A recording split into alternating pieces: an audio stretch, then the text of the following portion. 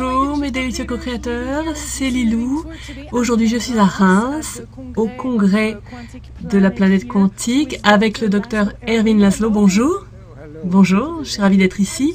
Je suis ravie de vous voir ici en France, mon pays, alors que j'étais à Budapest il y a quelque temps où je n'ai pas pu vous rencontrer. Vous êtes connu dans le monde entier.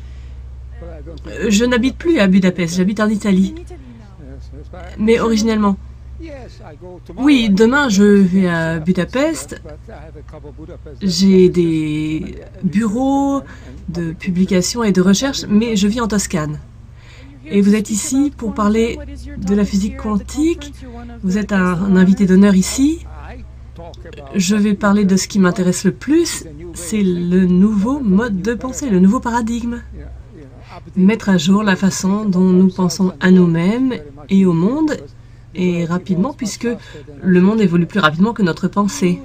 Est-ce que vous voyez cela se produire dans le monde entier, tout ce dont vous parliez il y a quelques décennies, en Europe de l'Est, aux États-Unis? Est-ce que c'est global? Il ne s'agit pas tellement de l'endroit où vous êtes, c'est plutôt une question d'âge. La culture des jeunes évolue énormément. Ils sont vraiment très ouverts. Je pense qu'il y a des cultures de jeunes qui sont des cultures vertes, des cultures de paix. On les appelle des fois les créatifs culturels. Occupy Wall Street, tout cela montre que la nouvelle mentalité qui arrive est un phénomène global. Internet, c'est global, la communication, c'est global, donc c'est plus localisé, ça dépend de l'état d'esprit. Et c'est un état d'esprit qui émerge très rapidement partout. Parlez-nous un peu du cœur et de son importance. On parle beaucoup du cerveau, surtout en France, l'intellect, l'analyse, c'est très important, comme si toute la société était basée sur le cerveau. Mais parlez-nous un peu de vos recherches sur le cœur et cet organe. Est-ce que c'est plus qu'un organe? Les physiologistes et les biophysiciens trouvent que, en fait, le cœur, c'est un organe de réception. Il perçoit au travers du corps beaucoup d'informations et il les envoie au cerveau. Ce n'est pas un hasard si les cultures anciennes et les gens sensibles parlent toujours de l'importance de ressentir avec le cœur. Mais nous sommes devenus trop intellectualisés. Le cœur est là pour nous permettre de redécouvrir ce que nous ressentons. Mais si on réprime ce qu'on ressent, on devient des robots. Et cela donne tous ces effets négatifs sur l'environnement, la dégénérescence, le mécontentement, l'inégalité. Tout ça parce que nous ne pouvons pas rationaliser seulement avec notre cerveau. Ces systèmes complexes qui se produisent, il faut les ressentir. Est-ce que vous ressentez que c'est le basculement de paradigme, que le monde est en train de basculer d'un âge de raison vers un âge du cœur? Comment décrivez-vous cela? Bon, le basculement de paradigme. Moi, selon mes termes, on bascule d'un paradigme mécaniste fragmenté à un paradigme holistique et quantique. Bon, moi, je le formule en termes scientifiques. Mais en fait, ce dont il s'agit, c'est que nous ressentons que nous appartenons à cette communauté de vie plus large. Le grand psychologue et philosophe William James disait que la base de l'expérience religieuse, c'est un sentiment d'appartenance à quelque chose de plus grand que soi. Et quelque chose de plus grand, ça n'a pas besoin d'être une divinité. Cela peut être la communauté de vie qui a évolué et qui forme maintenant une communauté de 7 milliards d'êtres humains. Nous faisons partie de cela, mais nous l'oublions. De nos jours, nous sommes plus individualistes. Nous pensons à nous-mêmes, à notre pays, notre entreprise ou notre groupe ethnique. Et nous pensons que c'est à ça que nous appartenons. Et les autres sont des étrangers. Je pense qu'il n'y a pas d'étrangers sur cette planète. Et la politique étrangère ne veut rien dire. Il n'y a pas d'étrangers. Nous sommes tous des frères et sœurs. Nous sommes plus proches de certains parce que nous habitons ensemble. Mais il n'y a personne qui n'appartient pas à cette grande communauté de vie. Et ça, pour moi, c'est vraiment le nouveau paradigme. Cette sensation d'être unis et qui est basée sur l'amour. L'amour, ça veut dire que nous appartenons les uns aux autres. Et je pense que c'est le nouveau paradigme. Et si les jeunes peuvent grandir et agir en partant de cette conviction, nous n'aurons plus tous ces problèmes. Nous pourrons utiliser notre créativité pour collaborer au lieu de travailler les uns contre les autres, au lieu de vouloir devenir plus puissants que les autres. Nous pourrons travailler ensemble pour trouver des solutions. Est-ce que vous parlez de la science akashique? Parlez-nous-en. Pour moi, le sentiment d'appartenance a une base scientifique. C'est quelque chose que nous redécouvrons maintenant en physique, mais c'est connu depuis 5000 ans. Mais c'était formulé dans un autre langage.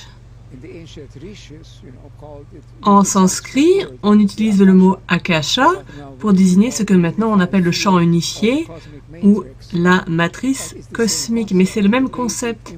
C'est le champ d'information qui est la fondation de tout ce qui se produit dans l'univers, qui connecte tout ce qui se passe et qui est la mémoire de tout ce qui se passe.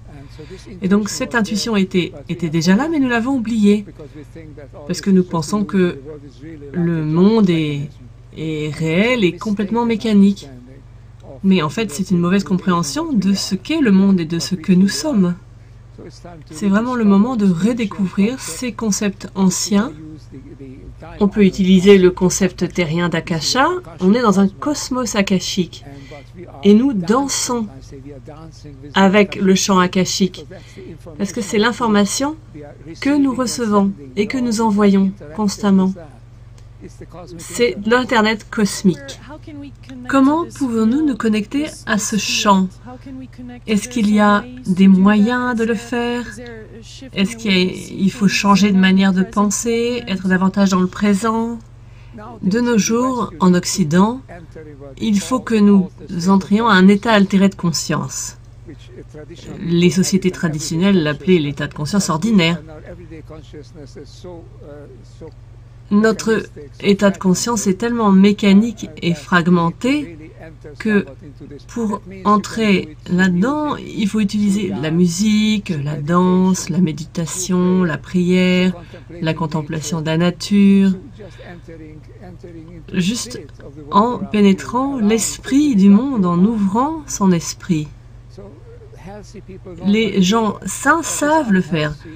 Ce qui est malsain et artificiel, c'est toujours se concentrer sur ce que je veux faire constamment, en oubliant la connexion plus large et plus profonde.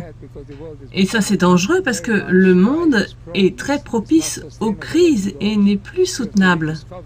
Nous devons redécouvrir ce que les jeunes appellent l'unité. Nous le ressentons, bien sûr, puisque nous sommes l'unité. Nous avons cette connexion à travers l'Akasha, à travers ce champ de conscience. Il faut vraiment réaliser que ces connexions ne sont pas une illusion, elles sont réelles, et il faut s'y ouvrir, et nous deviendrons comme les chamans, comme les grands scientifiques. Les grands scientifiques, les grands artistes, les personnes spirituelles ont tous cette intuition de l'unité et d'obtenir des informations du monde. Les Mayas, bien sûr, je pense que beaucoup de gens vous ont posé la question à propos du 21 décembre 2012. Est-ce que vous pensez que c'est une date importante avec l'alignement planétaire? Est-ce qu'il va se passer quelque chose? Est-ce que c'est un temps pour se rassembler?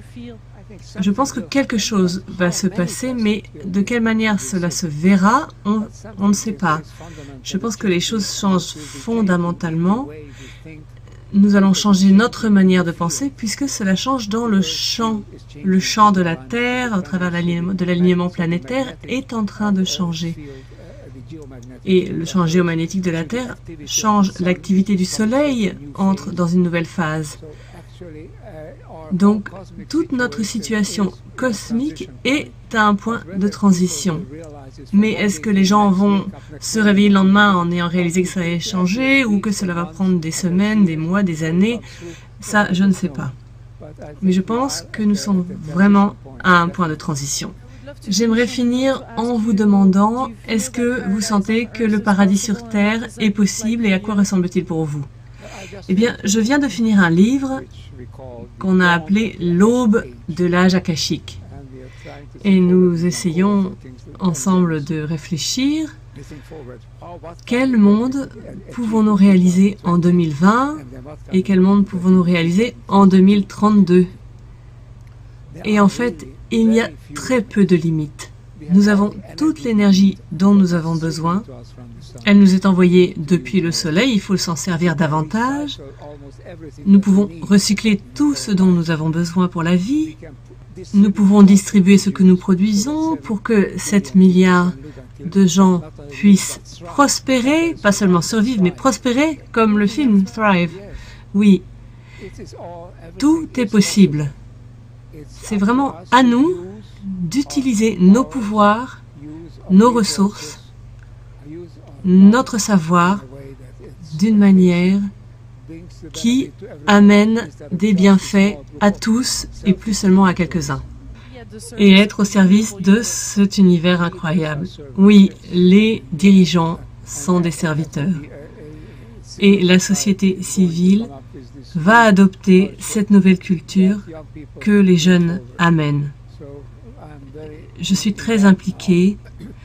Je fournis des programmes éducatifs nouveaux qui sont accessibles par Internet pour des tarifs vraiment abordables.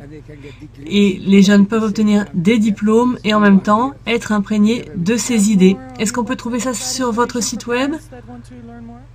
Oui, bien sûr. Vous pouvez aller sur ervinlaslow.com par exemple, ou giordanobrunouniversity.com, ou mon nouveau livre qui s'appelle akashaparadigm.com. Il y a des éditions de mon livre qui parlent de tout ça. Merci infiniment pour cette conversation délicieuse, juteuse, comme j'aime à l'appeler. C'est ça qui change le moment présent, le chant, comme vous l'appelez. J'espère que beaucoup de gens vont nous rejoindre. Je suis en train de créer un nouvel institut qui va s'appeler le Centre Erwin Laszlo pour les études avancées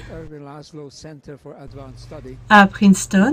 Nous sommes en train de le créer et en 2013, il va commencer à fonctionner et nous appelons les penseurs avancés à se rassembler pour cultiver le savoir et le diffuser aux jeunes. Ça a été vraiment extraordinaire de vous interviewer. Merci beaucoup pour ce moment avec vous.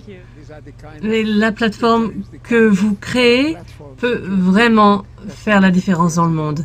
Merci, beaucoup d'amour à mes délicieux co-créateurs depuis Reims sur le Juicy Living Tour. Au revoir.